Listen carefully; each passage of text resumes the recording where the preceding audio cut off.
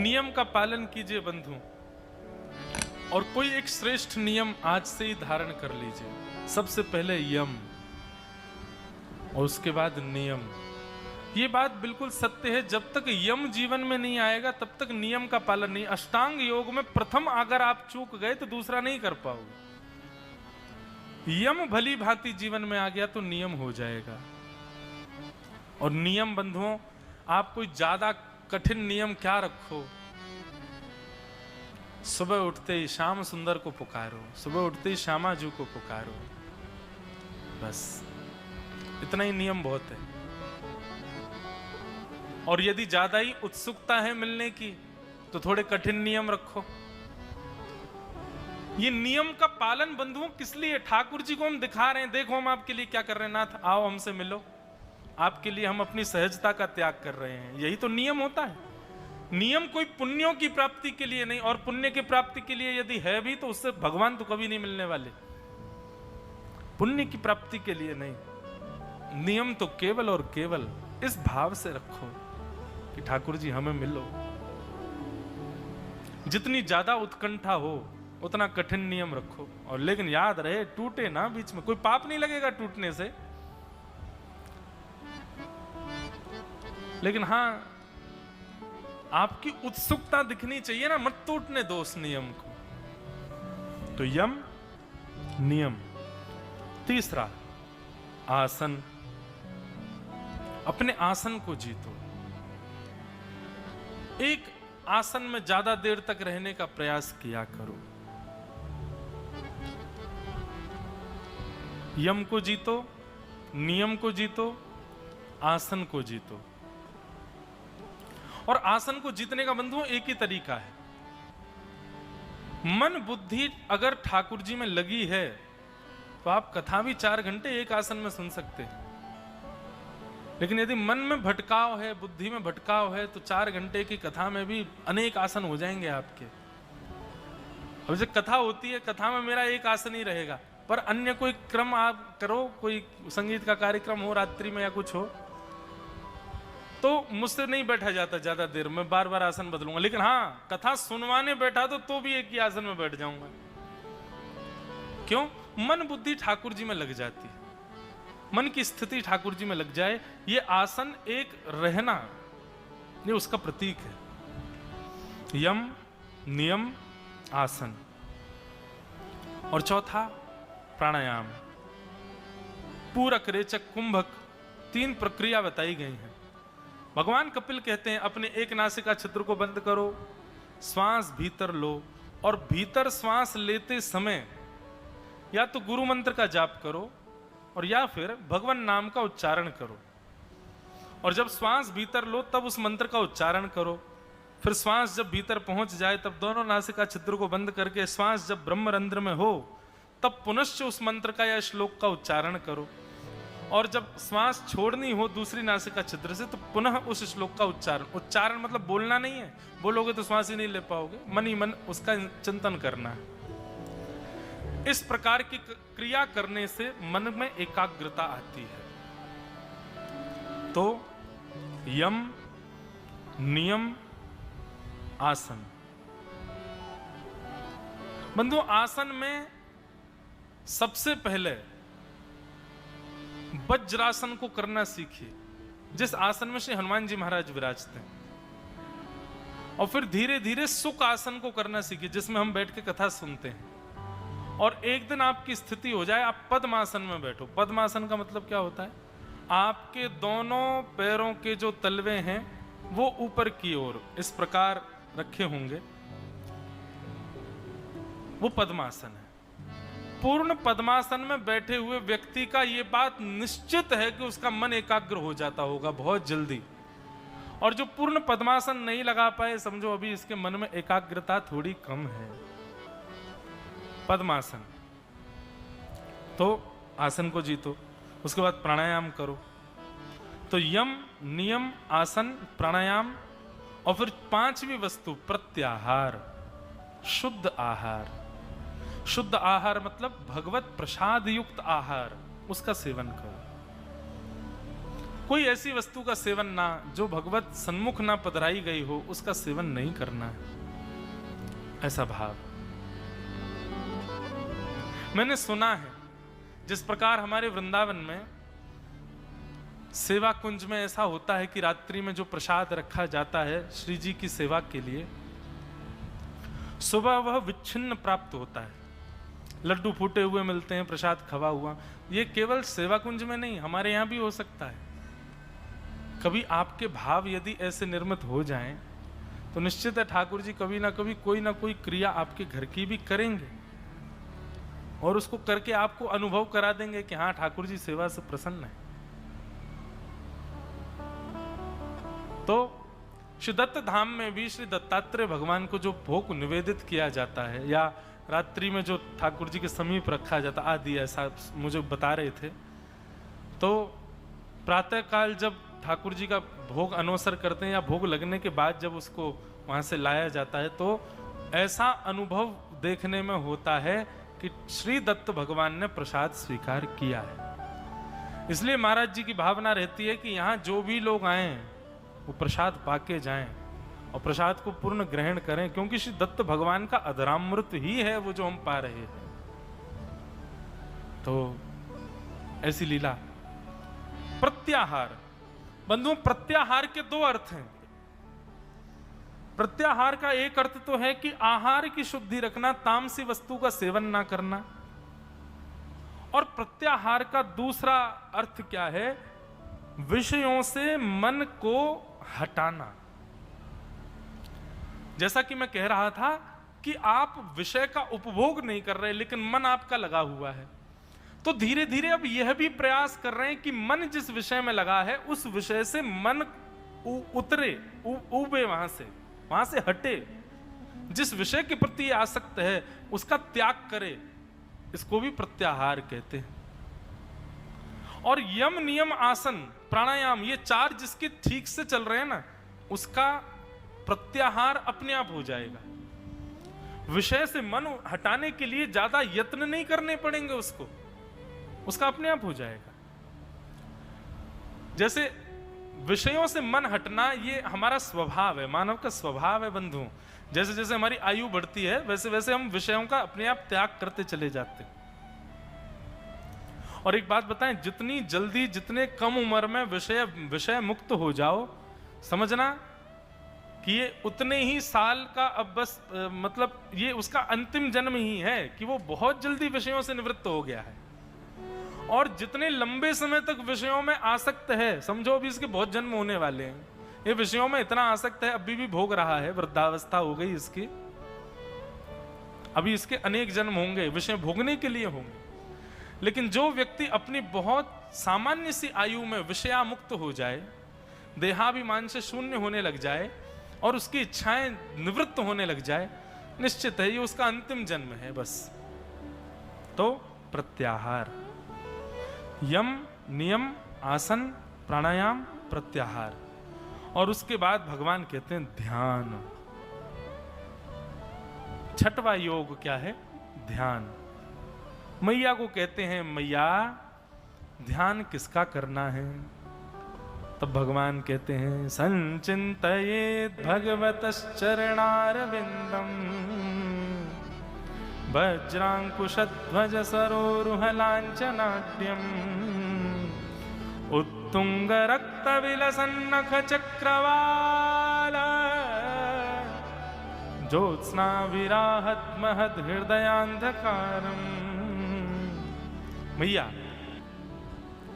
मैं इस बात पर खूब जोर देता हूं भैया कथाओं में, और अभी दत्त धाम में हो, यहीं करके देख लो। ठाकुर जी कहते हैं कि मेरे स्वरूप में सबसे पहले ध्यान करना चाहिए मेरे चरणार बिंदों का। जाते ही सीधे नजर मुख पर मत डालिए, सबसे पहले चरणों का दर्शन कीजिए। महाराज जी, एक प्रक्रिया है, आप तो नहीं कर पाएंगे लेकिन बाकी के लोग कर सकते हैं, कि एक सप्ताह तक, पहले तो मैं 15 दिन बोलता था, लेकिन एक सप्ताह तक एक नियम का पालन करें कि नित्य दत्त भगवान के केवल चरण देखें, मुख ना देखें। जितने भी दर्शनार्थी हैं वो केवल चरणों का दर्शन करें। मुख नहीं देखें 1 सप्ताह तक, और चरणों में ही ठाकुर जी के रूप का अनुभव करें। 1 सप्ताह के भीतर भीतर स्वप्न में दत्त भगवान के रूप का भी दर्शन हो जाएगा। ठाकुर जी स्वयं प्रकट होकर के अपना रूप दिखाएंगे। ये नित्य आकर के केवल चरण देख करके जाता, रूप नहीं देख रहा है। ठाकुर जी स्वप्न में आकर के रूप दर्शन करेंगे, और आप उस स्वप्न के रूप को अगले दिन श्रृंगार से मेल मिला के देख लीजिएगा, वैसा ही होगा जैसा स्वप्न में दिखे थे। ये दर्शन की विधा में ये यम नियम आसन प्राणायाम प्रत्याहार ध्यान, ये आदि के 5 नियम जिनके हो चुके हैं, यम नियम आसन प्राणायाम प्रत्याहार, ये 6वें नियम ध्यान के रूप में वो यह अनुभव कर सकते हैं कि ठाकुर जी के प्रत्यक्ष न देखने पर भी भगवान अप्रत्यक्ष स्वप्न में उनके वास्तविक रूप का दर्शन करा देंगे, जैसे वो दिख रहे हैं, जैसा गोपियों को होता है। गोपियां भगवान के साथ वन में नहीं जाती, घर में रहती हैं, लेकिन वन में क्या लीला ठाकुर जी कर रहे हैं, गोपियों को घर में ही दर्शन हो जाता है। आहा, श्री राम कृष्ण स्पर्श, श्री राम कृष्ण चरण स्पर्श प्रमोद।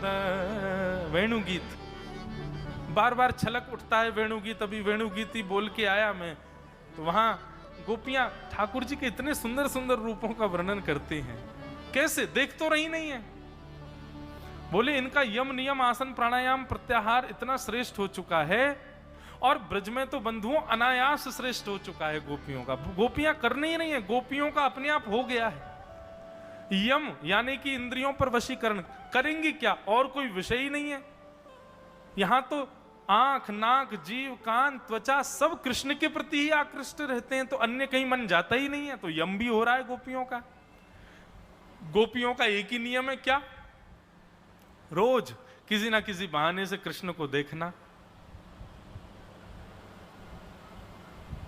मीराबाई का एक पद याद आ रहा है, लेकिन मैं गाऊंगा नहीं, मुझे याद नहीं है पूरा। गोपियां सब सुबह उठते ही कहती हैं, निरखिए ब्रज के निरखिए नंद कुमार, चलोरी सब निरखे नंद कुमार। सब गोपियां सुबह उठते ही घरों में सब ये प्रयोजन करती हैं, आज चलो भोजन बनाते हैं, चलो ये करते हैं, पर ब्रज में सब गोपियां कहती चलिए चलो निरखे नंद कुमार, नंद कुमार को देखने चलते हैं। यही काम है सबका। तो यम नियम पालन हो गया गोपियों का। आसन, गोपियां एक ही आसन में रहती हैं, चिंतन करती हैं ठाकुर जी का। जल भरने के लिए जाती हैं, यमुना तट पर ही बैठ जाती हैं। अरे नारद जी महाराज आकर के कहते हैं ऐसी योग साधना तो बड़े बड़े योगी नहीं करते जैसी ब्रज की गोपियां करती हैं। और ब्रज की गोपियों की उल्टी साधना, लोग धारण करने के लिए साधना करते हैं, पर ब्रज की गोपियां तो निकालने के लिए साधना करती हैं। अरे कन्हैया तू चित्त में बैठो है, हम कछु करना पा रही, नेक देर को बाहर आ जा, चित्त ने कहीं और चलो जा ताकि हम कछु और करिया में। यम नियम आसन प्राणायाम। अरे ब्रज में तो आप श्वास भी वही लेते हो जो श्री राधा रमण जी के चरणों का स्पर्श करके आती है। ब्रज में जाकर के श्वास लेना भी भक्ति बन जाता है, प्राणायाम बन जाता है, क्योंकि वहां की श्वास भी बिहारी जी राधा वल्लभ जी का स्पर्श करके आई है। दत्त धाम में जो आप श्वास ले रहे हैं सामान्य वायु नहीं है, श्री दत्त भगवान गोदावरी मैया इनका स्पर्श करके आपको प्राप्त हो रही है, वो यहाँ की वायु भी शुद्ध है। ये प्राणायाम ही हो रहा है हमारा, यहाँ श्वास जो हम ले रहे हैं। प्राणायाम, प्रत्याहार। गोपियां सब इसी विराग में रहती हैं कि नंद नंदन के यहां से कछु झूठन मिल जाए लाला की, और झूठन नाई भी मिले तो ठाकुर जी जाकू ना मिले वाके घर जाके वाके मक्खन झूठो कर यहाँ में ले पाले मेरो प्रसाद। प्रत्याहार भी होता है। तो यम नियम आसन प्राणायाम प्रत्याहार, जब ये 5 हो जाएंगे तो ध्यान धारणा समाधि ये अपने आप हो जाएंगे। तो गोपियों को नित्य ध्यान होता है। तो भगवान कहते हैं ध्यान करो किसका, मेरे चरणों का। और फिर उसके बाद चरणों का जब अनायास ध्यान हो जाए तो चरणों के ध्यान से क्या होगा, विकार विमुक्त होने लग जाओगे। भगवान कहते हैं, स्वयं कपिल भगवान कह रहे हैं, मैया जो मेरे चरणों का आश्रय लेता है, मेरे चरणों की इतनी सामर्थ्य, मेरे चरणों का तेज उसके समस्त विकारों को नष्ट कर देता है। एक बार में नहीं होगा, अनंत दिनों तक चरण ही देखो ठाकुर जी के, भगवान कहते हैं वज्रांकुश ध्वज सरोरुहलांच नाट्यम, मेरे चरणों में अंकित वज्र, अंकुश आदि आदि ये सुंदर सुंदर जो अस्त्र शस्त्र हैं, मैं इनको आज्ञा करता हूं, जाओ जाकर के इसके हृदय के सारे विकारों को दूर कर दो। और उत्तुंग रक्त विलसन्नक चक्रवाल, जब सारे विकार नष्ट हो जाते हैं तो मेरे चरण ही एक दिव्य प्रकाश उसके चित्त में कर देते हैं, जिससे उसको ज्ञान बोध हो जाता है। ये चरणों के दर्शन का प्रभाव है बंधु, भगवान कह रहे हैं। तो ध्यान किसका करो? मेरे चरणों का करो। नित्य ध्यान के भाव में ठाकुर जी के चरणों का स्मरण करो, और उसके बाद धारण करो। धारण करना मतलब सदा नेत्रों में और चित्त में वही दिखे जो मंदिर में दिख रहा था। जित देखूं उतित श्याममयी,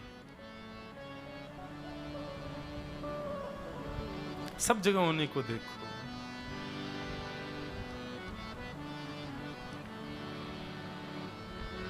भगवान धारण के विषय में कहते हैं, मेरे एक एक रों को अपने चित्त में धारण करो। यहां पर भगवान संपूर्ण इतना सुंदर वर्णन करते हैं, इस प्रकार मेरे घुटने हैं, इस प्रकार मेरी जंघा है, इस प्रकार मेरी कमर है, इस प्रकार का मेरा वक्ष है, इस प्रकार की मेरी ग्रीवा है, ऐसे मेरे ओष्ठ हैं, ऐसे मेरे आंख हैं, इस प्रकार के कर्ण हैं, इस प्रकार के हाथों में गुंजा माला है। जो आपका प्रिय स्वरूप हो उसका चित्र अपने मन में चित्रण किया करो, और वह स्वरूप कभी ओझल ना हो, सदा चित्त में रहे। धारणा। बंधुओं, बिहारी जी कौन है पता है आपको? ये श्री बिहारी जी का रूप जो है ना, ऐसा स्वरूप स्वामी जी के चित्त में बसता था, स्वामी श्री हरदास जी महाराज के। और वही चित्त का स्वरूप बाहर प्रकट होकर आज हमको दर्शन करा रहा। ये किसी मूर्तिकार ने नहीं बनाया, ये स्वामी जी के चित्त के ठाकुर जी हैं जो प्रकट हो गए। श्री राधा वल्लभ लाल जी ये महादेव के चित्त के ठाकुर जी हैं।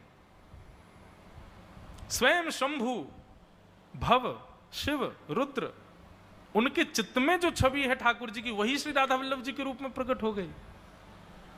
हितरवंश महाप्रभु ने उनको प्रकट कराया। श्री गोपाल भट्ट गोस्वामी के चित्त में जो स्वरूप है ठाकुर जी का, वही श्री राधारमण के रूप में प्रकट हुआ। हमारे पूज्य दत्तदास महाराज जी के चित्त में जैसे श्री ठाकुर जी हैं, वैसे ही दत्त भगवान यहां विराज रहे हैं। और जैसा पहले दिन ही मुझे बताया कि दत्त भगवान में यहां में विशेषता यह है कि यहां जो प्रमुख स्वरूप है ठाकुर जी का, 3 रूप में ना, ब्रह्मा विष्णु महेश, पर दत्त धाम के जो श्री दत्त भगवान हैं वो शिव प्रधान दत्त हैं। वो प्रधान मुख जो है वो शिव दत्त है। तो ये शिवदत्त किसके स्वरूप हैं? इनके आपके हृदय के हैं। हमारे गिरधर लाल जी ये मेरे चित्त के ठाकुर जी हैं, आपके ठाकुर जी वो आपके चित्त के ठाकुर जी। तो चित्त में एक स्वरूप धारण करो, और वही धारण किया हुआ स्वरूप आपकी भक्ति से प्रसन्न होकर के एक दिन आपके पास आ जाएगा। और फिर उससे क्या होगा? समाधि, समाधि लग जाएगी। समाधि का मतलब क्या होता है? समय, घड़ी, काल, इन सब का भान नहीं होता। फिर चिंतन में ऐसा लगता है कि बहुत जल्दी निकल गया समय, बहुत जल्दी काल व्यतीत हो गया, ऐसी भावना आने लग जाती है। जिसके स्मरण में, उसी को समाधि कहते हैं। यही है बंधुओं अष्टांग योग। यम, नियम, आसन, प्राणायाम, प्रत्याहार, ध्यान, धारणा और समाधि। और जैसे ही समाधि लगेगी, भगवान कहते हैं फिर क्या होगा? बोले समाधि लगाते ही मैया मैं उसको दिखा करूंगा। वो जिस भाव में, जिस रूप में, जिस विषय में मुझे चाहेगा, उस रूप में मेरा दर्शन कर लिया करेगा। सुंदर ते ध्यान उभे विटेवरी, सुंदर ते ध्यान उभे विटेवरी, सुंदर ते ध्यान। कहीं गलती करूं तो मुझे बता देना, और अबोध बालक समझ करके क्षमा कर देना। सुंदर ते ध्यान उभे विटेवरी, सुंदर ते ध्यान।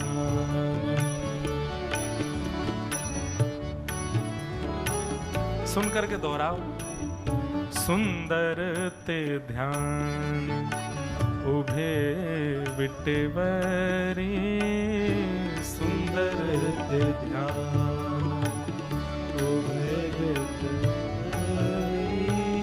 सुंदर ते ध्यान उभे विटेवरी, सुंदर ते ध्यान उभे विटेवरी, सुंदर ते ध्यान उभे विटेवरी, सुंदर ते ध्यान उभे विटेवरी, सुंदर ते ध्यान। हमको पूरी इसकी वही नहीं मिल रही है लिरिक्स। सुंदर ते ध्यान उभे विटेवरी, सुंदर ते ध्यान उभे विटेवरी, सुंदर ते ध्यान। कर कटावरी ठेवुनी, कर कटावरी ठेवुनिया, सुंदर ते ध्यान उभे विटेवरी, सुंदर ते ध्यान उभे विटेवरी, सुंदर ते ध्यान। कैसे हैं श्री पंडरीनाथ भगवान? तुलसी हार गला कासे पीतांबर, तुलसी हार गला कासे पीतांबर, तुलसी हार गला कासे पीतांबर, तुलसी हार गला कासे पीतांबर, आवणे निरंतर, आवणे निरंतर, आवणे निरंतर, आवणे निरंतर, तेची रूप सुंदर ते ध्यान उभे विटेवरी, सुंदर ते ध्यान उभे। आज सुबह, आज बड़ा शुभ दिन है। शुभ दिन क्यों है कि आज हमने ज्ञानेश्वरी में प्रवेश किया है। आज से, आज हमारे श्री मुकुंद काका जी की कृपा से, श्री दत्तदास महाराज जी की आज्ञा से और श्री दत्त भगवान की कृपा से और हमारे चारों गुरुजन और गोदावरी मैया ने बड़ा अनुग्रह किया है कि आज पहली बार श्री हमारे मुकुंद काका जी के सुपुत्र श्री हमारे गोविंद भैया ने हमको बैठा करके ज्ञानेश्वरी में आज प्रवेश करा दिया। महाराज जी अब 11 से 17 अगस्त जो कथा होगी ना पंढरपुर में, वो ज्ञानेश्वरी युक्त भागवती करेंगे। वहाँ श्री ज्ञानेश्वरी, ज्ञानेश्वर भाव ही कहेंगे। अब जितना आ जाए मन में, तो इतना सुंदर आप भाव बता रहे थे। ठाकुर जी कमर पर हाथ रख करके क्यों खड़े हैं? हमारे गोविंद भैया ने इतना सुंदर भाव बताया। बोले ठाकुर जी कमर पर हाथ रख के इसलिए खड़े हैं, बोले कोई व्यक्ति अगर पहले गोदावरी जी में उतर जाए और दूसरा डर रहा हो, अरे नहीं गहरा है गहरा है, तो वो करता अरे नहीं नहीं इतना ही है, बस आ जाओ, डरो मत, आ जाओ नीचे, इतना ही जल है। तो मानो श्री पंडरीनाथ भगवान भक्ति में ओतप्रोत वैष्णवों को कह रहे हैं, बाकी के लिए समुद्र सागर है संसार, पर जो वैष्णव भक्ति में, उनके लिए तो इतना ही जल है, इसलिए डरो मत। इस संसार रूपी सागर में तुमको भयभीत नहीं होना है। ठाकुर जी प्रतीकात्मक रूप से हमको संकेत कर रहे हैं, हमको कर रहे हैं, सबको नहीं, हमको कर रहे हैं। सबको तो वो कैसे दिखते हैं कि कमर पर हाथ रख के खड़े हैं ठाकुर जी, पर मुझे और आपको और हम सबको निर्भीत कर रहे हैं। ठाकुर जी कह रहे हैं, अरे तू चिंता काय को कर रहा है, संसार डूबेगा इसमें, लेकिन तू तो वैष्णव है, वैष्णव के लिए तो इतना ही जल है संसार में। मतलब कमर भर जल में अगर कोई चाहे कि मैं डूब के प्राण त्याग दूं तो डूब भी नहीं पाएगा बेचारा।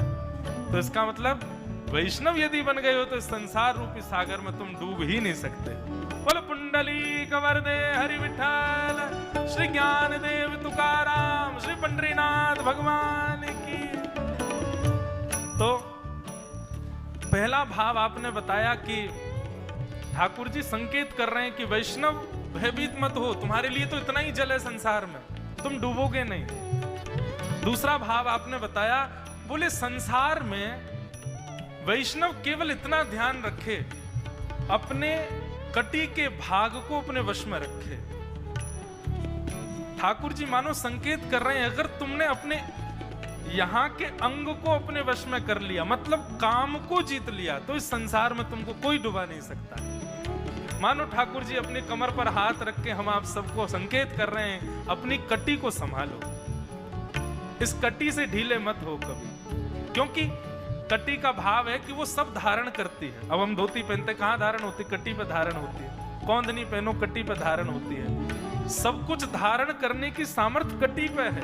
इसलिए श्री ठाकुर जी ने कटी पर हाथ रख करके मानो हमको संकेत किया है कि बस इसको संभाल लो अपने भक्ति भाव से, बाकी सब तुम्हारे लिए सहयोग हो जाएगा।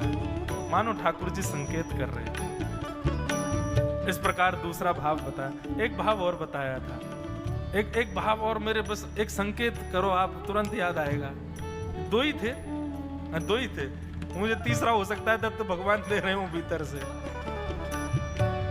तीसरा तत्व भगवान कह रहे हैं, ठाकुर जी कमर पर हाथ रख के खड़े हैं, और कमर पर हाथ रख करके खड़े होना यह इस बात का भी प्रतीक है, जब बालक भयभीत हो जाता है और अपनी माँ के पास जाता है तो माँ उसके आगे माँ कहती क्या बात है, किससे डर रहा है? बोले कि अरे वो मुझे डरा रहा है। तो मैया ऐसे खड़ी हो जाती, अच्छा अभी बताती हूँ उसको।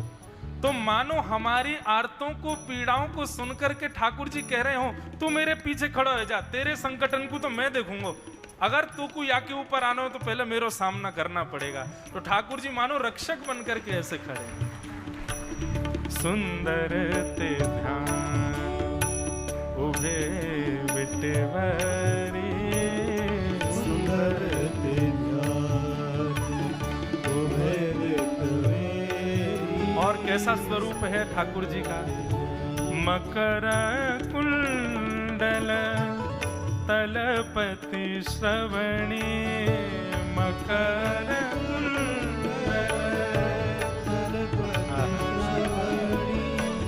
तलपति मतलब आकर्षण करते हैं। मकर यानी कि मछली के कुंडल पहनते हैं श्री पंडरीनाथ भगवान। और इसका भाव यह भी ऐसा लगता है कि भीमा यानी कि चंद्रभागा किसी रूप में श्रृंगार में आई है, तो मत्स्य के रूप में आई है, ठाकुर जी के कर्ण पर विराज रहे हैं। मकर कुंडले तलपति श्रवणी, मकर कुंडल कंठी कौस्तुभ मणि, कंठी कौस्तुभ मणि, कंठी कौस्तुभ मणि, कंठी कौस्तुभ मणि, विराजित सुंदर ते ध्यान उभे विटवरी, सुंदर ते ध्यान उभे विटवरी, सुंदर ते तुका मणे माझे हेची सर्व सुख, तुका मणे हेची सर्व सुख, तुका म्हणे माझे हेची सर्व सुख, तुका म्हणे माझे हेची सर्व सुख, पाहिन श्रीमुख, पाहिन श्रीमुख, पाहिन श्रीमुख, पाहिन श्रीमुख, आवडीने सुंदर ते ध्यान उभे विटवरी,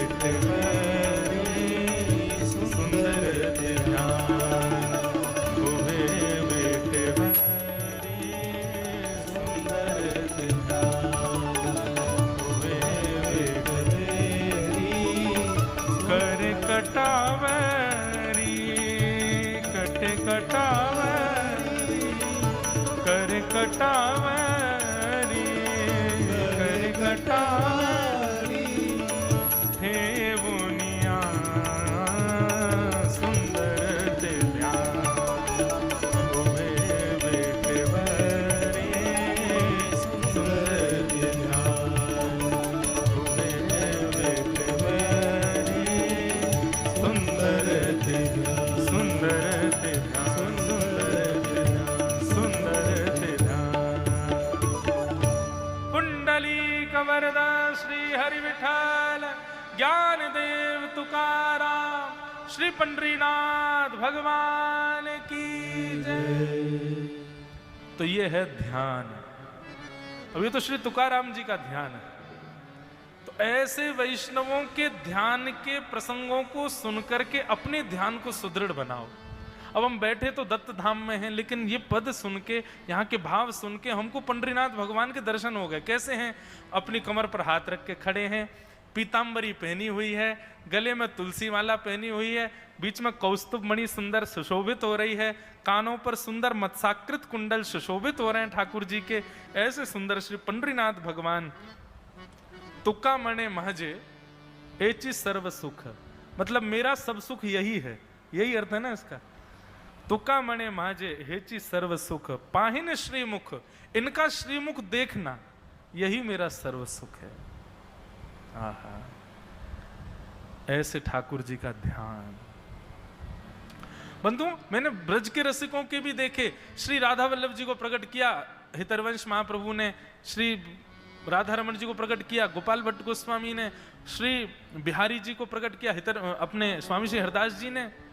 परंतु ये तीनों आचार्य एकांत में बैठे, नेत्र बंद करके बैठे रहते। जब ठाकुर जी तुम्हारे प्रकट ही हो गए तो नेत्र बंद करके क्यों बैठे हो? ध्यान। बोले ठाकुर जी बाहर तो स्थूल रूप में हिलेंगे डुलेंगे नहीं, पर ध्यान में जब वो उतर आते हैं ना, तो आपके संग लीला करते हैं, आपको बैठाएंगे, आपको खिलाएंगे, आपके संग खेलेंगे, आपके संग आनंद करेंगे। इसलिए ध्यान। तो इस प्रकार अष्टांग योग का श्री दत्त भगवान ने सुंदर भाव सुनाया। अब इसके आगे का विषय हम लोग कल सुनेंगे। इतना गूढ़ गहरा और ज्ञान युक्त प्रसंग है, लेकिन देखो दत्त भगवान की कृपा से कितनी सरलता में हम लोग श्रवण कर रहे हैं श्री सांख्य योग को। ऐसे श्री दत्त प्रभु कृपा करेंगे। कल पुनः इस विषय को हम लोग सुनेंगे और आप सब लोग बड़े प्रेम और भाव से 3 बजे से आ जाते हैं। हम ही विलंब करते हैं, पर कल हम चोटी पहले ही बांध लेंगे अपनी, ताकि समय से आ जाएं। तो कल पुनः 3 बजे मिलेंगे। आज के भाव को यहीं विश्राम देते हैं।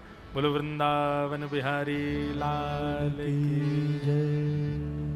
हे भजो मुकुंद माधव मुरारी, भजो मुकुंद माधव मुरारी, हे भजो मुकुंद माधव मुरारी, भजो मुकुंद माधव मुरारी। गिरधारी बनवारी, गिरधारी बनवारी, गिरधारी प्यारो बनवारी, गिरधारी प्यारो बनवारी। हे भजो मुकुंद माधव मुरारी, भजो मुकुंद माधव मुरारी, हे भजो मुकुंद माधव मुरारी, भजो मुकुंद माधव मुरारी।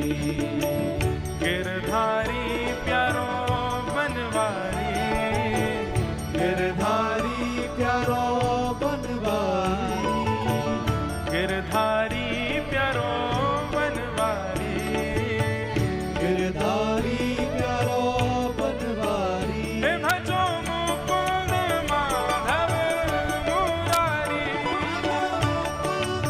माधव मुरारी, भजो मुकुंद माधव मुरारी, मुकुंद माधव मुरारी। हे भजो माधव केशव गिरधारी, भजो माधव केशव गिरधारी। हे भजो मुकुंद माधव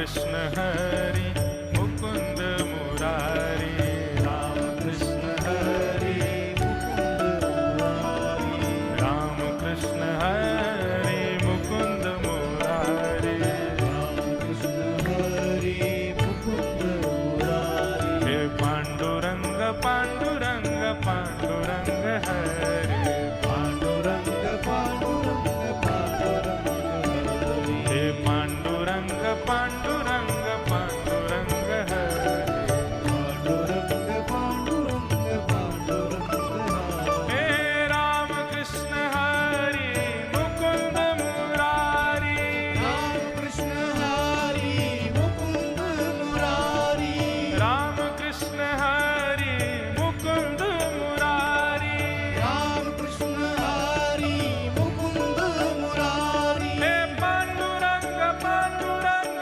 पांडुरंग हरि, पांडुरंग पांडुरंग पांडुरंग हरि, पांडुरंग पांडुरंग पांडुरंग हरि, पांडुरंग पांडुरंग पांडुरंग हरि, हे राम कृष्ण हरि मुकुंद मुरारी, राम कृष्ण हरि मुकुंद मुरारी, हे राम कृष्ण हरि मुकुंद मुरारी, राम कृष्ण हरि मुकुंद मुरारी, गाओ पांडुरंग पांडुरंग पांडुरंग हरि, पांडुरंग पांडुरंग पांडुरंग हरि, भजो पांडुरंग पांडुरंग पांडुरंग हरि, पांडुरंग पांडुरंग पांडुरंग हे हरि, विठ्ठल माझा माझा मी विठ्ठलाचा, विठ्ठल माझा माझा मी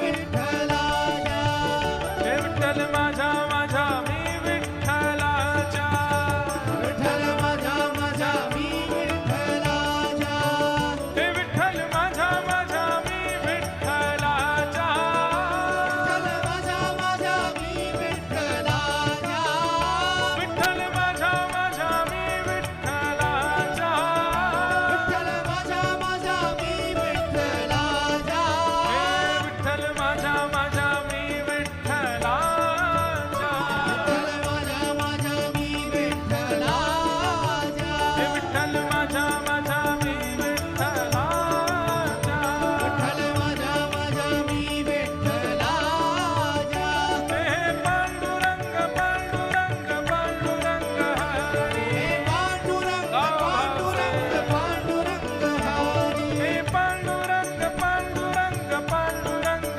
हरि, हे पांडुरंग पांडुरंग पांडुरंग हरि, राम कृष्ण हरि मुकुंद मुरारी, राम कृष्ण हरि मुकुंद मुरारी, हे राम कृष्ण हरि मुकुंद मुरारी, राम कृष्ण हरि मुकुंद मुरारी, हे पांडुरंग पांडुरंग पांडुरंग हरि, पांडुरंग पांडुरंग पांडुरंग हरि, हा पांडुरंग पांडुरंग पांडुरंग हरि, पांडुरंग पांडुरंग पांडुरंग हरि, विठोबा रखुमाई विठोबा रखुमाई, विठोबा रखुमाई, विठोबा रखुमाई, विठोबा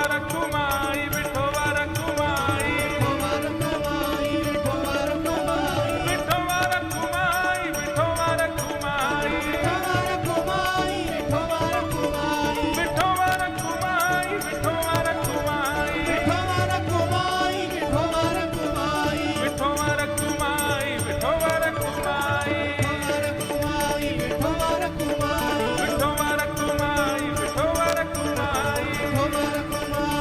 विठोबा रखुमाई विठोबा रखुमाई, विठोबा रखुमाई, विठोबा रखुमाई, कुंडली कवरदे श्री हरि विठ्ठल, श्री ज्ञानदेव तुकाराम, श्री पंढरीनाथ भगवान की, श्री रुक्मणी मैया की जय, जय जय श्री राम। अवधूत चिंतन श्री गुरुदेव दत्त, आरती अति पावन